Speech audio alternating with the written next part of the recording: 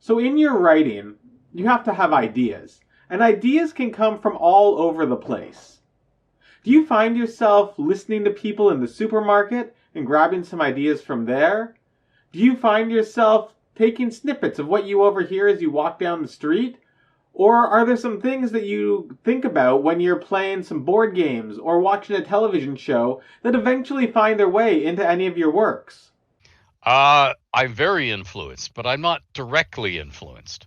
Unless somebody says something that is a really nice quip, you're never going to take a line that you hear somebody else say and put it directly into a book.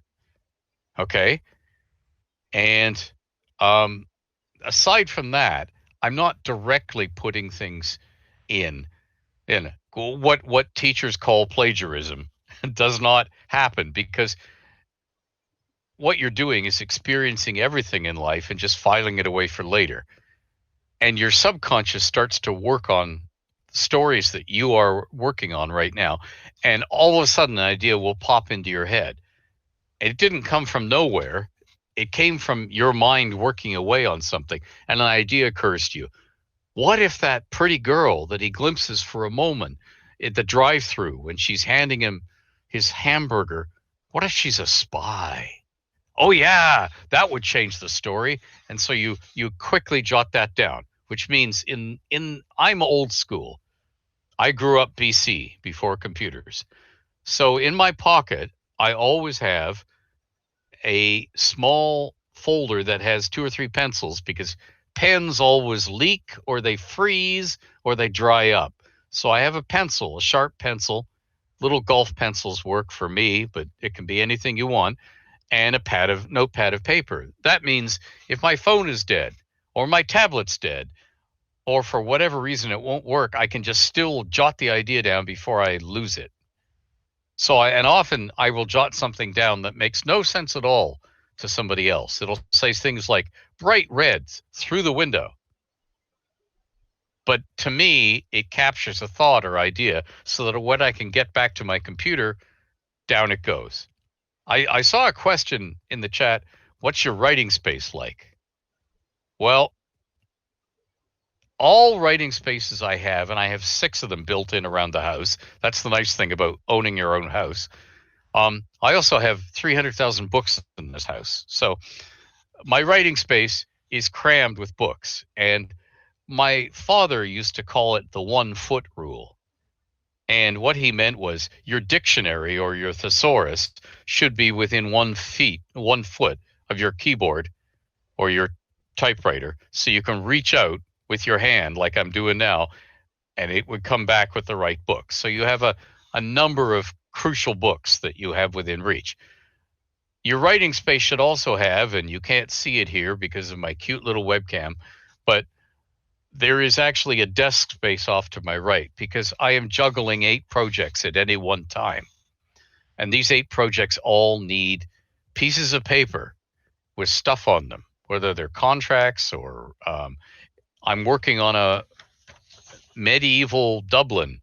So, and I'm doing it city block by city block right now for another gaming project. So I'm hand drawing the city blocks and then I key them and then I sit at the computer and detail who lives in every building and what their story is. So I need a horizontal workspace, but other people will be different. Other people might not want or might not have a workspace they can leave undisturbed. You might do all your writing on your bed, on a tablet, or lounging around in a chair. And maybe you're renting space, or maybe you're living with your parents or whatever, and you don't have a space that you can leave without your mom coming along and tidying it up, and all your papers have gone because she tidied them to wear. So you might not have the same conditions that I have, but the luxury for me is I can leave everything lying around. And I like to be comfortable. And comfortable for me, particularly if I'm talking to you for hours, is to have something I can wet my whistle within reach. And in my case, a fan. So I have a little desk fan that blows on me.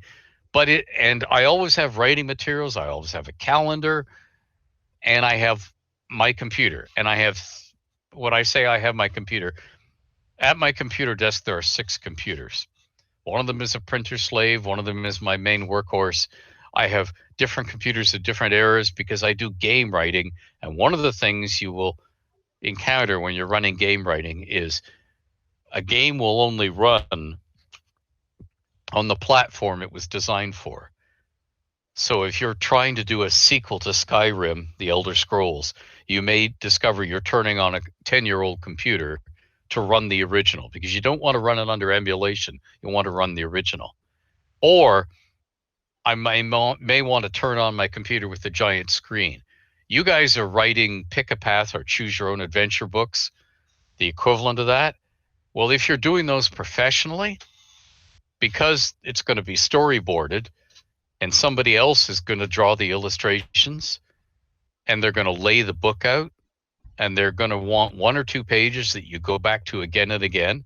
If you open the chest, turn to 38A. And 38A will say, if you came here from 16B, go to 53A. If you came here from 28B, so you have these nodes. Well, you actually draw a story tree. Now, in the old days, that meant kitchen table, big sheet of paper. And if you didn't have a big sheet of paper, you took 8.5 by 11 sheets of paper like this one, and you taped about 20 of them together. And then you drew the story tree. Well, now that we're down in, modern living and computers, you draw it on the screen, which if you're doing a story tree for anything more than the simplest of Choose Your Own Adventures, rapidly means you run out of real estate. So you'd use your giant monitor. So that's what my workspace looks like, just because that is what suits my needs. And I've been doing this long enough that I have the money to set things up the way I want. But guess what? You don't need any of that. You can do it with that little pad of paper you stick in your pocket. These other things just make it more convenient and means you can work faster. And time is money. That's the one life lesson you will learn through life. Guess what? The one thing you can never have back is time. So if you're lying there with your headphones on, listening to music, and hours are passing, that's time you can never have back. Just remember that as you go through life. If you waste time, I'll get to that assignment. I don't want to do that assignment, so I'll do it next weekend. I want to watch this thing first. Guess what? Your life will slip away and you didn't do anything. So time is the most precious thing, not money. When you're young, you think it's money because you don't have any and you want to get some. But later on, you discover it's time. Time you can never have back. Well, we're all inside sheltering from COVID and we're not out shopping in stores and we're not out at our workplaces working. That production time is permanently lost. We can't have the time back. Dun, dun, dun.